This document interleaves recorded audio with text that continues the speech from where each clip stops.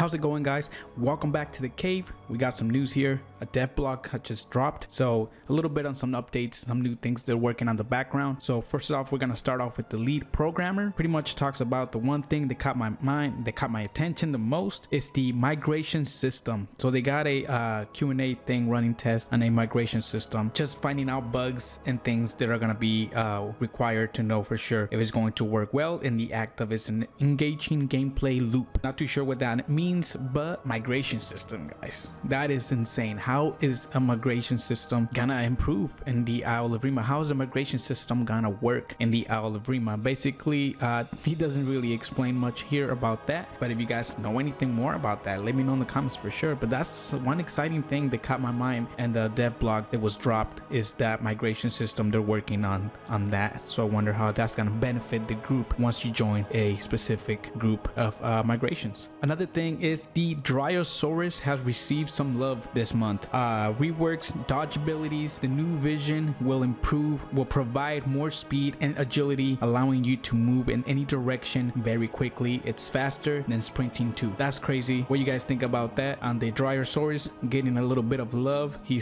hasn't been forgotten and still working on that guy on the background, which sounds pretty great to me. Don't really play him as much, but for sure that's really good. That's really good news. Also, guys, they are working on the Gore system. The new Gore system comes with some changes. Corpse now have a wider direction range than before, and also scales with how decomposed the body is. So that's pretty crazy. As you all know, the bodies are gonna start decomposing. One thing that I talked about is the Ceratosaurus being able to eat those bodies. They're decomposing and becoming really rotten and bad. So that's pretty cool. They're working on those mechanics already as it is in the background. Pretty nice stuff. Making it more risky to stick around for long. You stay in a body for a longer distance, you're gonna be found out quicker because I guess the scent's gonna spread out. That's what I'm getting a vibe from that. Not too sure the direction which is coming. So the whole scent's gonna be reworked, it looks like. I don't mind the scent right now, but if they're working on it to improve it, that's even better. It even says it right here. This will heavily utilize the Ceratosaurus, which will be able to sniff corpses out from a very long distance. There it is. So that's one of the things that the Ceratosaurus is gonna have, sniff out from very long distances. And another thing that they have spoken before in the past is that he can eat rotten food. So regardless how long that body has been sitting there, that Ceratosaurus is gonna go to it regardless because he can eat it in comparison to other dinosaurs. I wonder if the scent is gonna change. I wonder if that's what they mean by the scent changing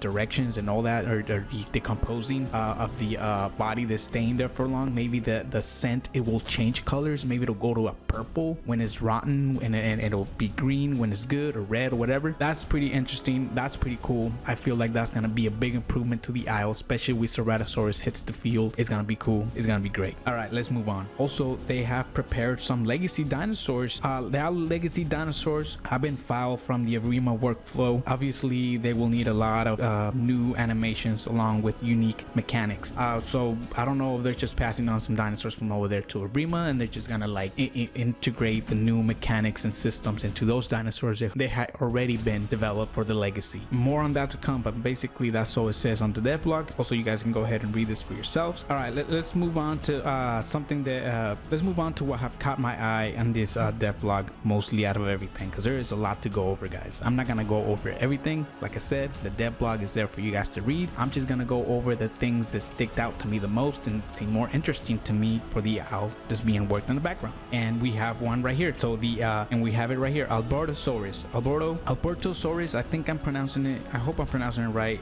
Anyways, it's gonna be a tough life for Alberto to grow up, but if one does make it to adulthood, they can become quite a deadly force. So basically, regular dinosaurs of his size, maybe like he's the same size of an Nalo, right, or Ceratosaurus or whatever, but maybe a little bit bigger, maybe a tiny little bit bigger, or maybe the same. But this guy's gonna have bite force over the roof and power at the cost of stamina. That's pretty cool. So you have these abilities. You can have the stamina or you can have the power. And it says right here it's perfect for ambushing, because you'll be able to ambush someone from the trees, from the bushes, and just snatch whoever you want. But you have that limited stamina, and you got to use the rest of the stamina for your bite force. Pretty interesting mechanic right there in itself. It's just something brand new to the game. I wonder how they're gonna implement that into the game, especially for other dinosaurs, or is it just gonna be like an Albertosaurus kind of thing, like you got this old stamina stamina bar, right? You want to use that for the bite force and not really waste all that stamina, and by the time you waste it all, maybe your bite's not gonna be as strong. That's pretty cool, pretty interesting stuff. We also got the Giga, guys. The Giga, it says you can almost call this one a vampire, and you guys all know the Giga is known for bleeding. This dude can bleed out any dinosaur in Legacy. Now on this one, it's probably gonna be the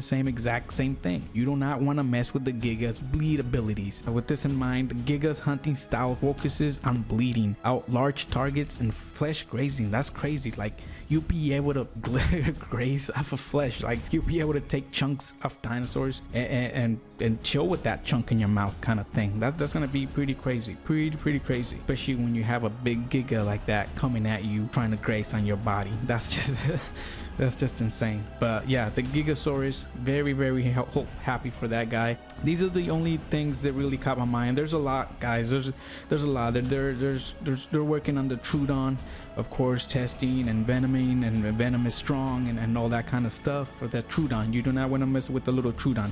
But for everything else, guys, it's on the Devblog for you guys to read. It's out there already. What do you guys think? You guys excited? The Trudon's being worked on. It's got some powerful venom. The Giga's got the blood ability. He's gonna bleed any dinosaur out there, and you're not gonna be able to run from him. Once you start bleeding, that's it. Well, that's great, guys, for what's going on in the background. All right, guys. Hopefully this was helpful. Peace, guys. Catch you guys on the next one. Bye.